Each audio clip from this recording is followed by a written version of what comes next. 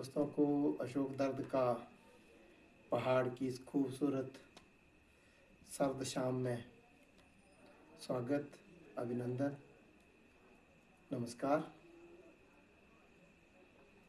आज मैं आपको एक कविता सुनाता हूँ कि जब ये गांव शहर नहीं हुए थे। कविता का शीर्षक है कि जब ये गांव शहर नहीं हुए थे। लोग रात को सोते वक्त चूल्हे में बचे हुए अंगारे राख में दबा देते थे। लोग रात को सोते वक्त चूल्हे में बचे हुए अंगारे राख में दबा देते थे ताकि सुबह उठने पर माचिस न होने पर फिर से आग जलाई जा सके, कि ताकि सुबह उठने पर माचिस न होने पर फिर से आग जलाई जा सके।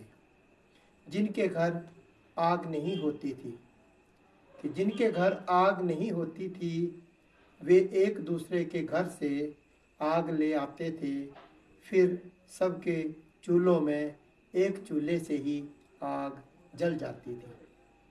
देखिए कि जिनके घर आग नहीं होती थी वे एक दूसरे के घर से आग ले आते थे, फिर सबके चूल्हों में एक चूल्हे से ही आग जल जाती थी।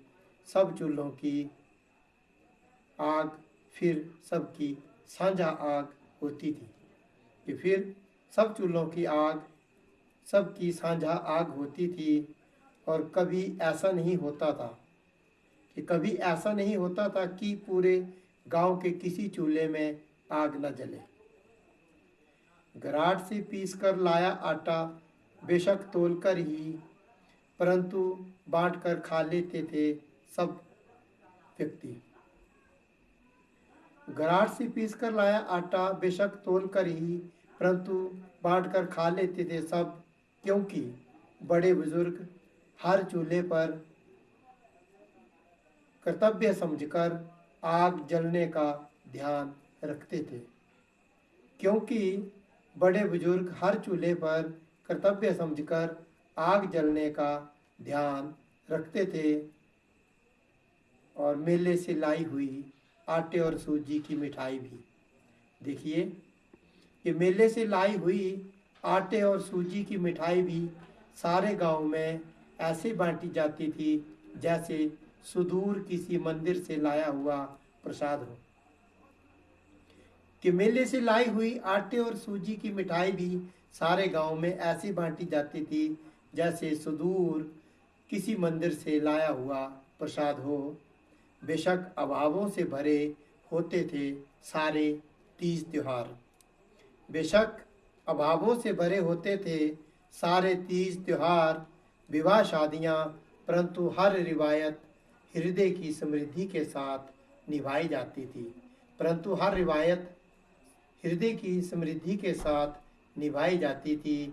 गांव की ये सब बातें दूर कहीं पीछे छूट गई हैं, कि गांव की ये सब बातें दूर कहीं पीछे छूट गई हैं और अब कहीं दिखाई नहीं देती, जैसे कुएं में गिरा हुआ पत्थर नहीं दिखता। ये रिवायतें और ये मोहब्बतों भरी गांव की दुनिया की खूबसूरती तब की है जब ये गांव शहर नहीं हुए थे। ये रिवायतें और ये मोहब्बतों भरी गांव की दुनिया की खूबसूरती तब की है जब ये गांव शहर नहीं हुए थे, जब ये गांव शहर नहीं हुए थे। धन्यवाद।